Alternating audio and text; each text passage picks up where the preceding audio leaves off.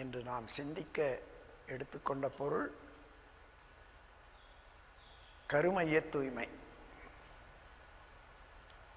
கருமையம் என்பது ஆங்கிலத்தில் genetic centre என்று சொல்வார்கள்.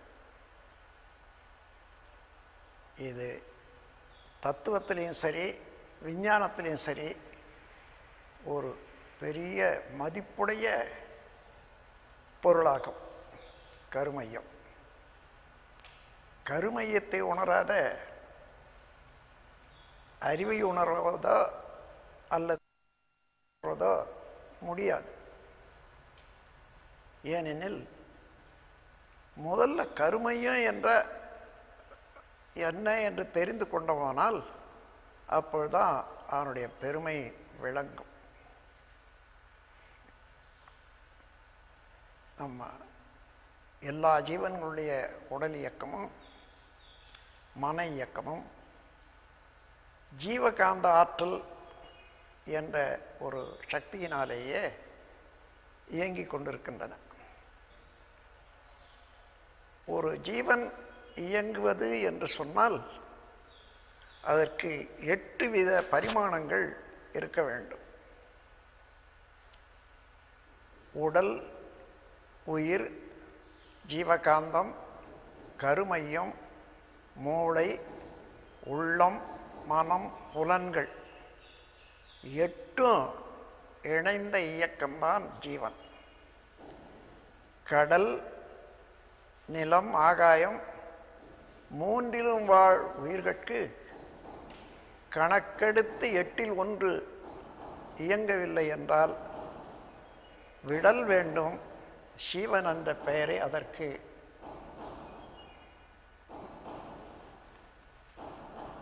வேறு பொருள் ஷடப்பொருள் என்று உரைத்திடுதல் நீதி. அப்போ ஒரு சிவன் என்பது இயங்குகிறது என்றால் 8 உறுப்புகள் தொடர் இயக்கம் வேண்டும். அதைத்தான் இப்பொழுது உடல், உள்ளம், சிவகாந்தம், கருமையம், மூளை, உள்ளம், மனம், புலன்கள் என்று சொன்னேன். இதில் முக்கியமானது கருமையமும் மூளையும். நாம் என்ன செயல் செய்தாலும்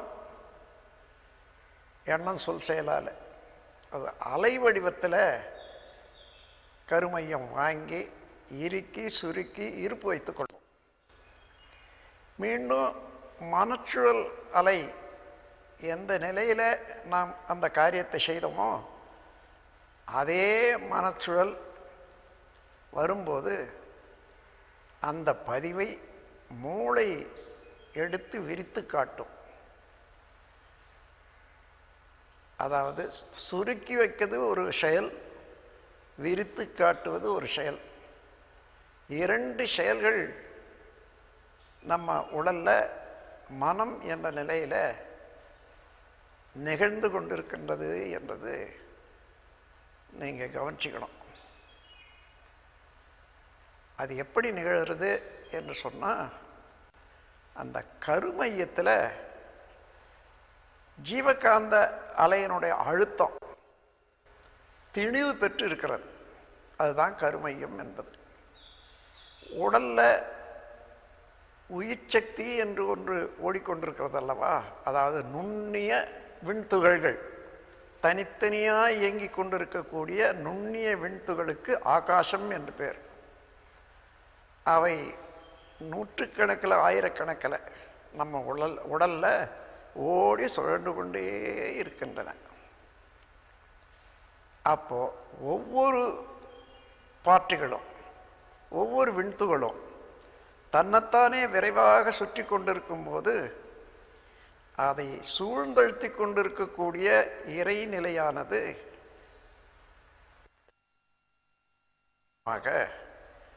ஒவ்வொரு விண்துகளிலும் இருந்தும் அலைகள் வந்து கொண்டே இருக்கும். அவைகளெல்லாம் உடல்ல ஒன்று சேர்ந்து சுழலும்போது நடு மையமாக உள்ள இடத்துல கருமையம் அமையுது. அப்படி என்றால் உச்சியிலேருந்து உள்ளங்கால் வரையில் அளந்து பார்த்து கொள்வோம். எறும்பானாலும் சரி, ஆணையானாலும் சரி, மனிதனானாலும் சரி, நடு மையம் எங்கே வருகிறதோ அங்கே தான் கருமையம் அமையும். அங்கே தான் இன்டென்சிட்டி ஆஃப் பயோமேக்னட்டிசம் என்றது அங்கே தான் அமையும். அதனால் பயோமேக்னட்டிசம் என்றது என்ன என்றது அறிய வேண்டுமானால், இறைநிலை என்பது எங்கும் விரிந்து நிறைந்து ஒரு பேராற்றல். அந்த பேராற்றல் தன்னைத்தானே இறுக்கிக் கொண்டு self compressive surrounding pressure force என்று ஆங்கிலத்தில் சொல்வோம். தன்னிருக்க சூழ்ந்தழுத்தும் பேராற்றல். அந்த ஆற்றல்னால தனக்குள்ளாகவே திணிவு பெறும் இடங்களெல்லாம் தனியாக மடிப்பு விழுந்து சுழன்று கொண்டிருப்பது தான் விண்துகள். அப்போ விண்துகள் என்றால் இறைநிலையில இருந்து வேறுபட்டதல்ல.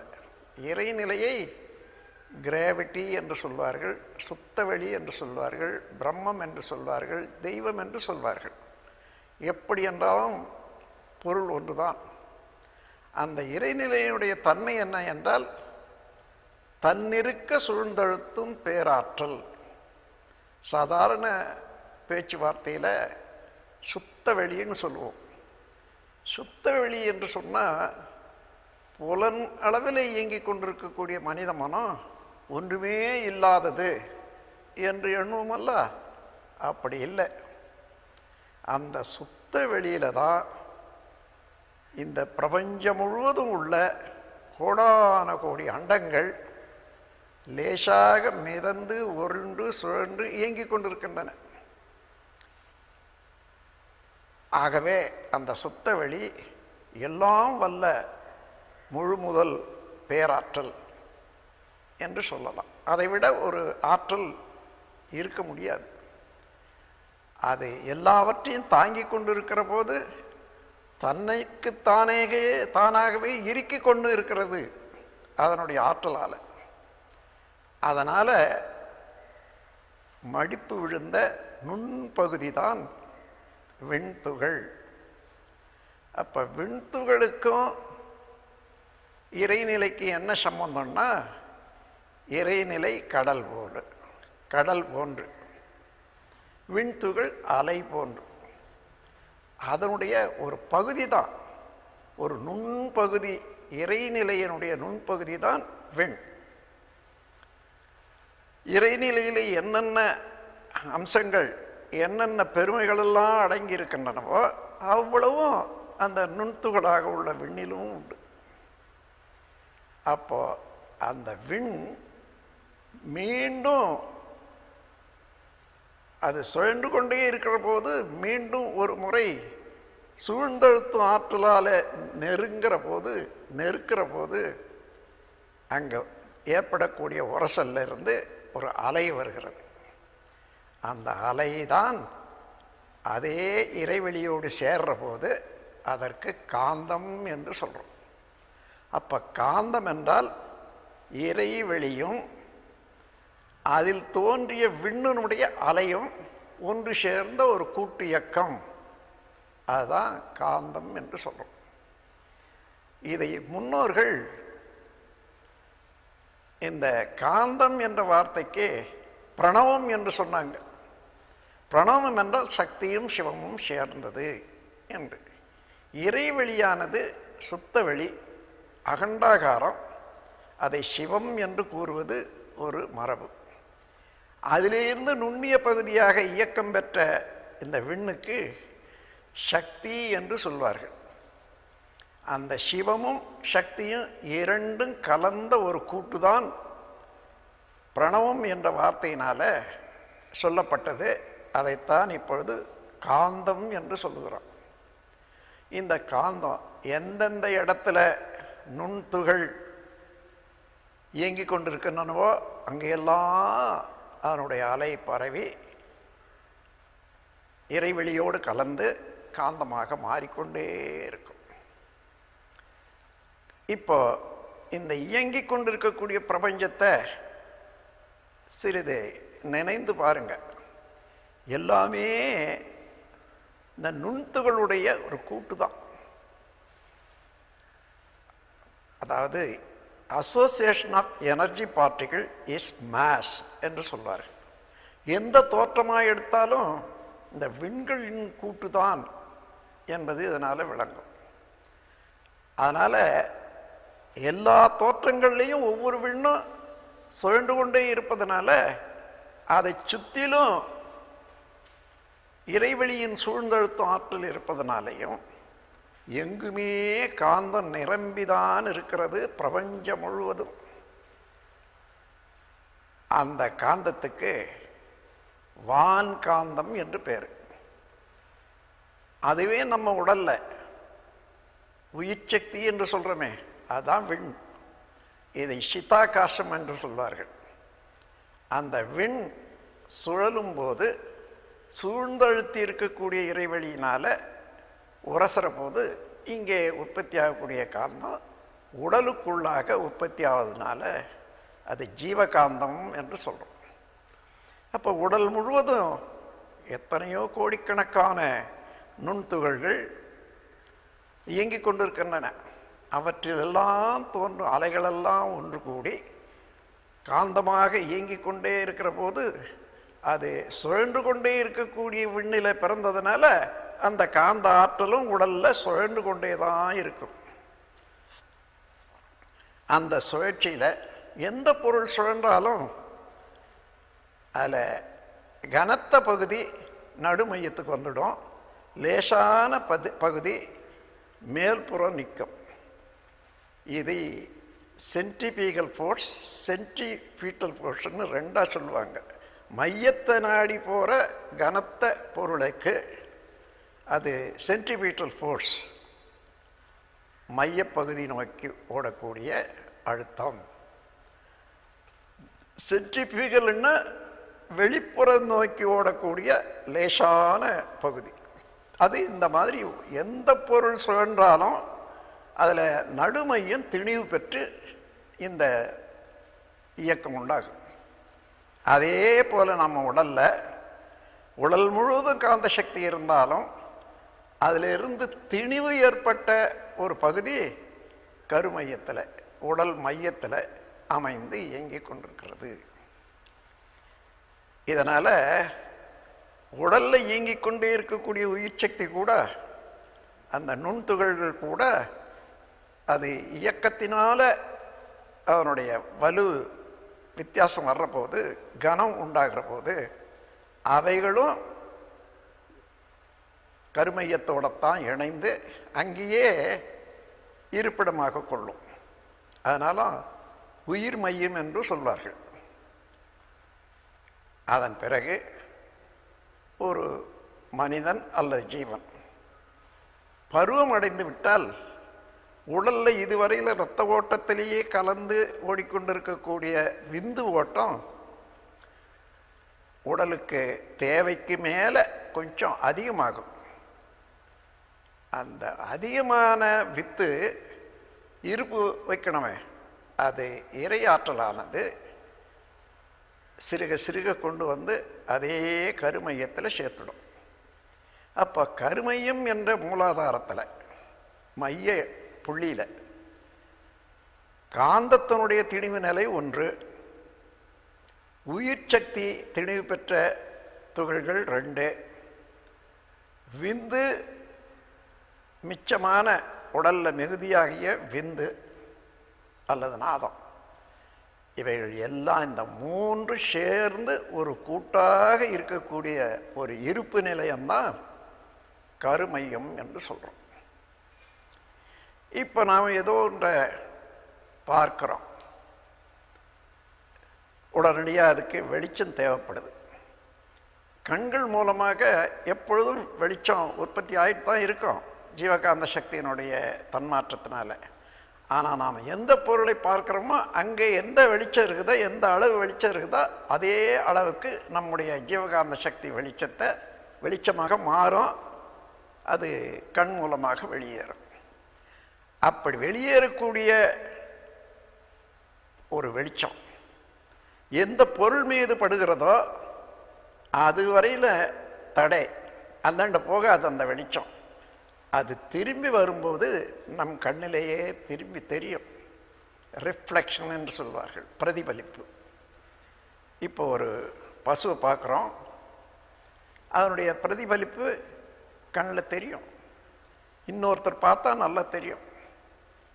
அதுக்கு எவ்வளோ இருக்கும்? பசு ஒரு 6 அடி நீளம், 4 அடி உயரம் இருக்கிறதுன்னு வச்சுங்க. கண்ணில் அதனுடைய பிரதிபலிப்பு எவ்வளோ இருக்கும்? கொசு மாதிரி தான் இருக்கும். அவ்வளோ தூரம் சுருங்கி இருக்கிறது இந்த இறைவழியினால். இன்னும் எந்த பொருளை நீங்கள் பார்த்தாலும் புலன்கள் மூலமாக, அந்த புலன் கருவியில் எந்த பிரதிபலிப்பு வந்ததோ அதை நேராக மூளை செல்கள் வாங்கி கொள்ளும். ரொம்ப நுண்ணிய காந்த இயக்கம் உடையது மூளை செல்கள். வாங்கி இன்னும் அதை சுருக்கிடும், புள்ளி வடிவமாக்கிடும். அதை ஈர்த்து ஜீவகாந்த ஆற்றல், அதாவது கருமையம் அங்கே இருப்பாகி சுருக்கி தன் அகத்தை தன்னுடைய தன்மையாகவே மாற்றிக்கொள்ளும். இதுதான் கருமையம்.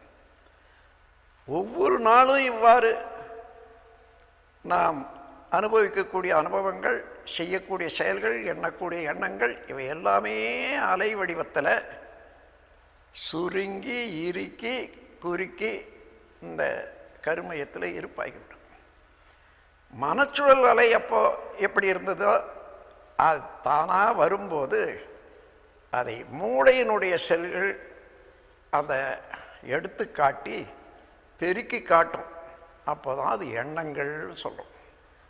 இவ்வாறு நம்ம கருமையத்தில் என்ன எவ்வளோ காலத்தில் என்னென்ன அனுபவங்கள் எல்லாம் பதிந்திருக்கின்றனவோ அவ்வப்போது ஏற்படக்கூடிய மனச்சூழல் அலைக்கு ஏற்ப தானாகவே வெளிவந்து கொண்டே இருக்கின்றனவல்லவா, இதைத்தான் எண்ணங்கள்னு சொல்கிறோம். அதன் பிறகு இதுவே உடல் செல்கள் மூலமாக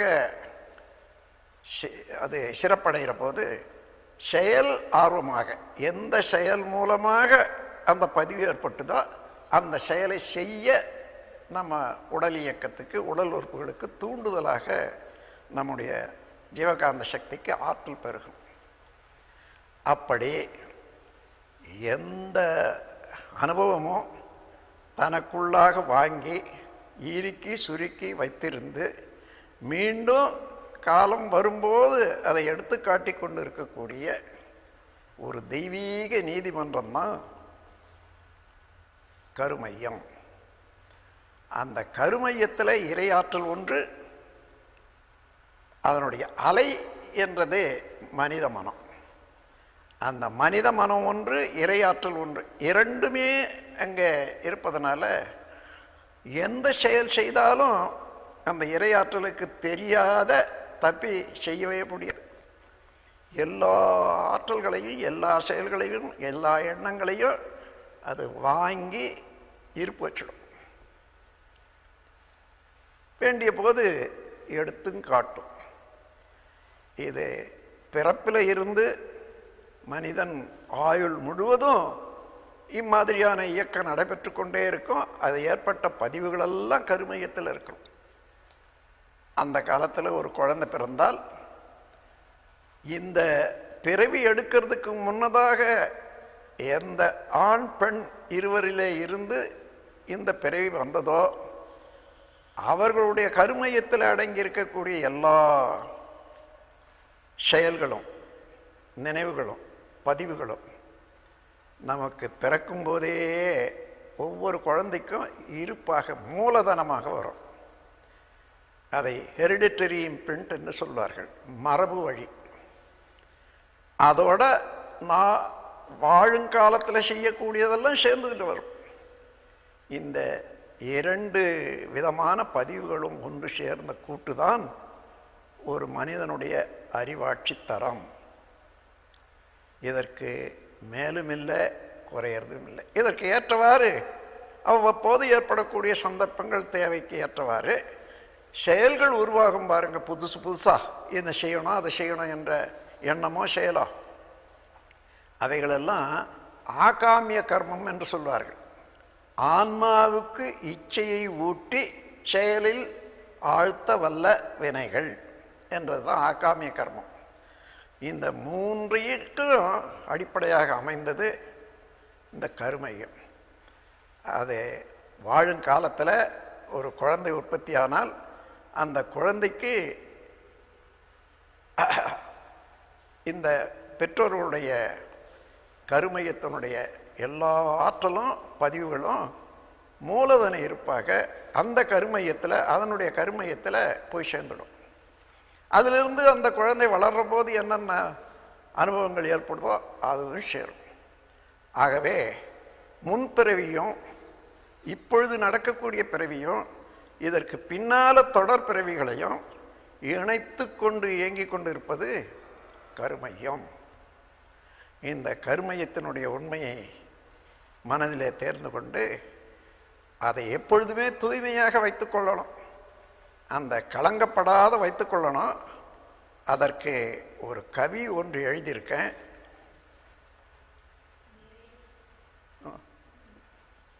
நிறைவு பெறாமல் இருக்கும் ஆசைகளின் கூட்டம், நெஞ்சமனம் பேச்சு இடை பிணக்காகும் பொய்கள், மறைமுகமாய் நேர்முகமாய் பிறர் உளம் வருத்தல், மற்ற உயிர் சுதந்திரமும் வாழ்வின் வளம் பறித்தல், நிறைவழிக்கும் பொறாமை சினம் பகை வஞ்சம் காத்தல், நெறி பிறழ்ந்த உணவு உழைப்பு உறக்கம் உடலுறவு, கரைபடுத்தும் எண்ணம் இவை கருமையம் தன்னை களங்கப்படுத்திவிடும் கருத்தோடு சீர் செய்வோம்.